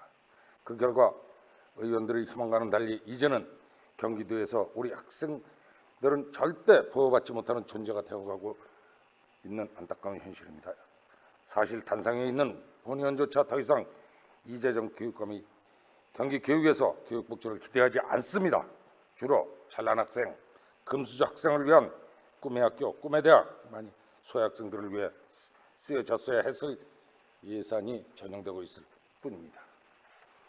경기도 교육청에 있어 교육복지사는 오로지 대책해야 할 인력 문제 그 이상 그 이하도 아니었으며 의원들을 의식해 사용한 경경 교육복지란 사실 학교마다 돈 500~600만 원 가량을 나눠주고 학교가 편하게 사용하라는 선심성 용어였을 뿐입니다. 연기학교 역시 아무 사업도 안 한다는 것을 감추기 위해 도입한 정치적 수사에 불과했고 교사 중심 교육복지 또 결국은 아무도 책임지지 않는 면피를 위한 고육지책이었을 것입니다. 이 같은 도교육청의 파렴치한 행동은 작년 한 해 고양시에서 실시했다고 하는 고양형 교육복지에서 여실히 드러납니다.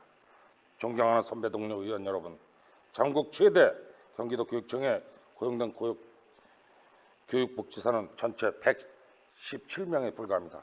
경기도보다 학생 수에서 한참 차이나는 서울 293명, 부산 146명, 대구 147명, 인천 118명, 전북이 127명에 견주어 보아도 수준 이하의 교육복지가 바로 경기 교육의 현실입니다.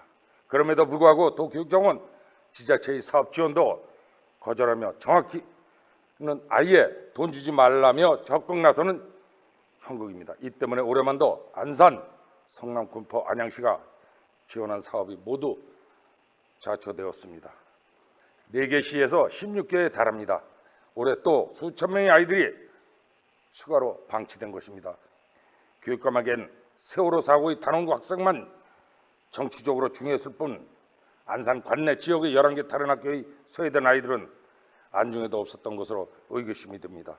결국 노무현 정부가 시작한 이 사업은 노무현 정부 출신 교육감에 의해 사업이 사양길에 접어든 것으로 보여집니다.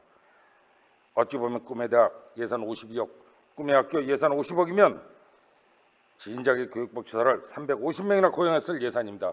그랬다면 경기도는 촘촘한 교육복지를 만들었을 것입니다. 본의원은 어려운 여건 속에서 이 사업을 확대하고 있는 김지철 충남 교육감에게서 진정 단 한 명의 아이도 소중히 여기는 교육을 엿보게 되었습니다. 김철 충남 교육감은 취임 이후 교육복지사를 18명이나 새로 고용하였으며 그동안 충남 지역은 교육복지 사각지대에 놓여 있었음을 자인하며 사업을 확대하고 있습니다. 또한 관계자 연수에도 직접 참여하여 학교급별 맞춤형 지원 네트워크를 구축에 매진해 하고 있습니다. 그동안 본 의원을 비롯한 다수의 의원님들께서 인력 문제로만 접근하는 교육 법무과가 업무를 담당해서는 안 된다고 하였고 석연치 않은 지원학교 선정 과정에도 문제라고 지적하였습니다. 예를 들어 안전국 학생 안전과로다가 관리 이양을 주문한 적도 있었습니다. 그러나 그동안 또 교육청으로부터 조직 개편에 관한 어떤 답변도 들은 바 없으며 오로지 묵묵무닥 표현이 적절할지는 모르겠습니다만 갑질 교육행정은 오늘도 계속되고 있습니다. 도민이 선출한 의원과 함께 교육행정을 이끌라는 뜻이었을 것입니다. 지금처럼 의원의 친구에 귀를 닫은 채 오로지 교육왕국의 독재자로 군림하며 또 교육행정을 좌지우지하려고 권한을 준 것이 아님을 명심해야 할 것입니다.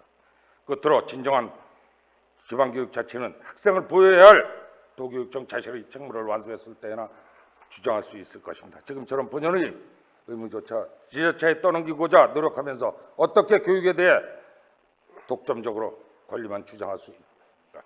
도민이 낸 교육세 재원으로 하고 있는 교육청이 다시 한번 도민이 교육세를 내는 이유를 명심하여 주인의식 있는 행정을 다해 주시길 다시 한번 촉구하는 바입니다. 끝까지 경청해 주셔서 감사합니다.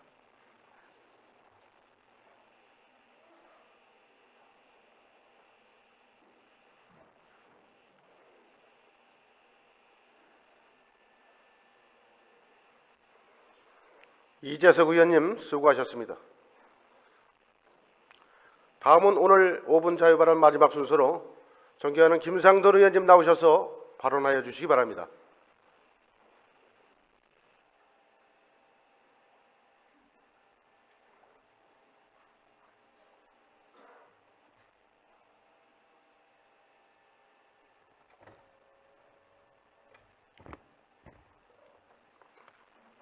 존경하는 1300만 경기도민 여러분, 김호겸 의장님을 비롯한 선배 동료 의원 여러분, 남경필 도지사와 이재준 교육감을 비롯한 공직자 여러분, 그리고 언론인 여러분 안녕하십니까? 의왕 출신 문화체육관광위원회 더불어민주당 김상돈 의원입니다. 오늘 본의원은 서수원 의왕 민자도로를 이용해 의왕시 관내를 통행하는 의왕 시민의 통행료 면제를 촉구하고자 이 자리에 섰습니다. 지금 이 서수원 의왕 민자도로는 1992년 12월에 개통된 의왕 가천 유료도로를 당초 약속한 2008년 무료화 계획을 뒤집으면서 탄생된 도로입니다.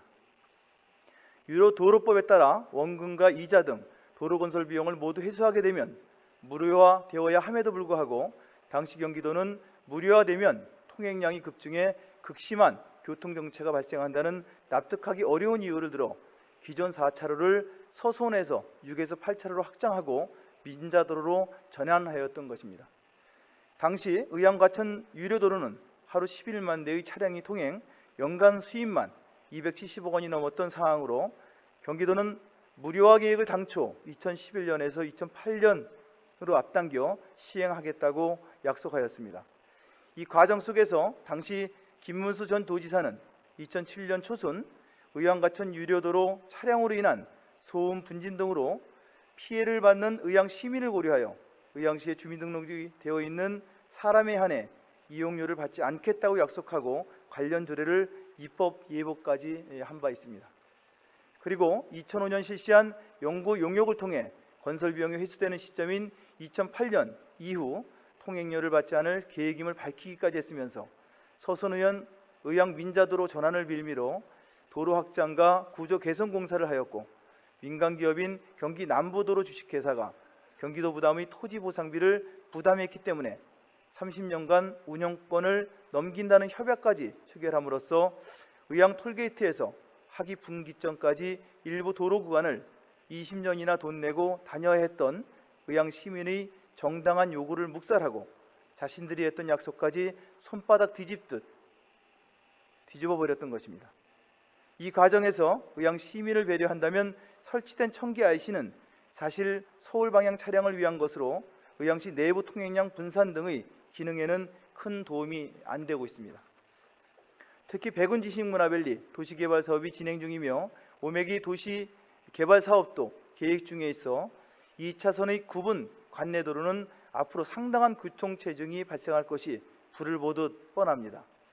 이에 대한 유일한 해결 방안은 서수원 의왕 민자도로 의왕시 구간을 무료로 통행할 수 있도록 하여 내부 통행량을 분산시켜야 한다고 생각을 합니다. 존경하는 남경필 지사님 그리고 선배 동료 의원 여러분, 그동안 우리 의왕 시민들은 경기도의 약속만을 믿고 차량 소음과 분진 등 환경적 피해까지 감수하며 묵묵히 참아왔습니다. 이제라도 늦지 않았습니다. 의왕 톨게이트에서 하기 분기점까지 의왕시 관내 통과 목적으로 서수원 의왕 민자도로를 이용하는 의왕 시민에 대해 통행료 면제를 조속히 시행해 주실 것을 강력히 당부드립니다. 의왕시를 분단하고 있는 서수원 의왕 민자도로로 인해 관내를 통행하면서도 돈을 내야 하는 불합리한 요금 체계 개선을 위해 민간 사업자와 재협약을 실시할 것을 강력히 촉구합니다. 도민의 세금으로 건설된 의왕 가천 유료도로는 연간 300억 원에 가까운 수익을 내던 알짜배기 도로로서 서수원에서 확장하여 민자도로로 건설했어야 할 하등의 이유가 없었습니다.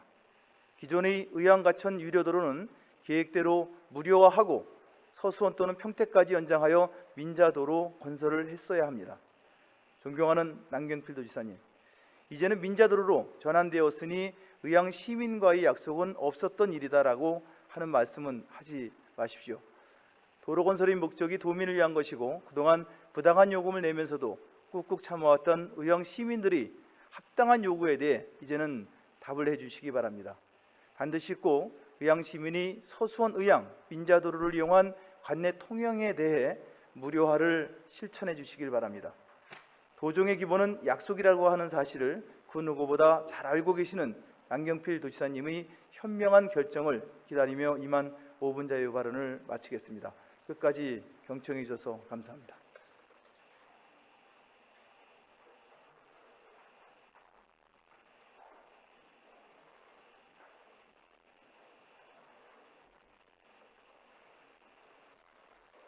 김상돈 의원님 수고하셨습니다. 이상으로 오늘 의사일정을 모두 마치겠습니다. 제4차 본회의는 3월 23일 10시에 개의하여 절의안 등 안건을 처리할 예정입니다. 사례를 선포합니다.